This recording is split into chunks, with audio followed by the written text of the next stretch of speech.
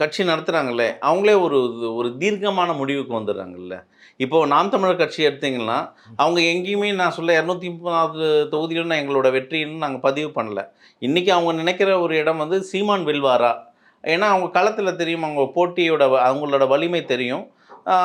அவங்கள அந்த சீமான் இந்த முறை சட்டசபை போவார்னு ஒரு பேச்சு இருக்குது. இதுதான். ஆனால் சீமான் கிட்டத்தட்ட 4 சட்டமன்ற தேர்தலை சந்திச்சிருக்காரு. இன்னும் அவர் 234 தொகுதியிலையும் வெற்றி வாய்ப்பு கிடையாது. வெற்றி அப்படின்னு சொல்லலை. ஆனால் இங்கே தாவேகா தரப்பில் இதுதான் முதல் முறை. கட்சி துவங்கி 2 வருடம் 234 தொகுதியும் வெற்றி அப்படின்றாங்க சார். அதை எப்படி பார்க்குறீங்க? இல்லை, அது இப்போ நான் சொல்ல பாருங்க, இது ஒரு ஒரு பிம்பத்தை கட்டுறது சார். இது ஒரு பெரிய கல்ட்டு. இதுக்கு முன்னாடி வந்து எந்த தேர்தலும் சந்திக்கலை. இதான் முதல் தேர்தல். ஒரு பெரிய வந்து பார்த்தீங்கன்னா வந்து ஒரு நடிகன், பெரிய நடிகன், பெரிய அரசியல்வாதியில் பெரிய நடிகன். ஸோ இந்த பிம்பத்தை பார்த்து வரக்கூடிய கூட்டங்களை பார்த்து என்ன சொல்கிறது, ஒரு மகிழ்ச்சியை ஏற்படுத்துறது. அப்போது என்ன சொல்கிறது கேட்டால், நாங்கள் 234 நாங்கள் தான் ஜெயிப்போம்னு சொல்கிறது. இப்போது 70 ஆண்டு காலம் ஆண்ட கட்சி திமுக, அவங்களே 200 வெல்வோம்னு தான் சொன்னாங்க.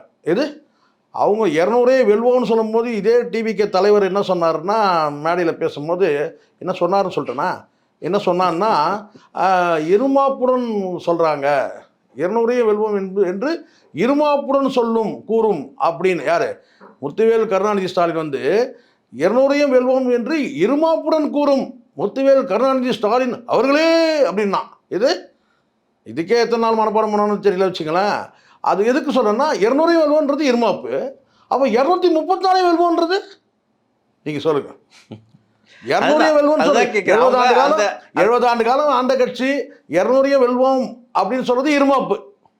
ஆனால் நீ நேற்று தான் வந்த, நேற்று வந்து இன்றைக்கி தான் வந்து பிரச்சாரத்துக்கே போகிற, 234 ஜெயிப்போங்கிற வாய்ப்பு இருக்குமா? நீங்கள் சொல்லுங்கள். கருத்து கணிப்பு நல்லா புரிஞ்சுங்க சார். காசு கொடுத்துட்டா கருத்து கணிப்பு சார். இப்போ ஓப்பனாக சொல்கிறேன் சார், இந்த கருத்து கணிப்பு பண்ணுறவங்க எல்லாம் வந்து பார்த்தீங்கன்னா காசு வாங்குறாங்க ஏதாவது ஒரு கட்சியில். அது எந்த கட்சி வேணாலும் நீங்கள் ஒரு ஃபில் பண்ணிங்க.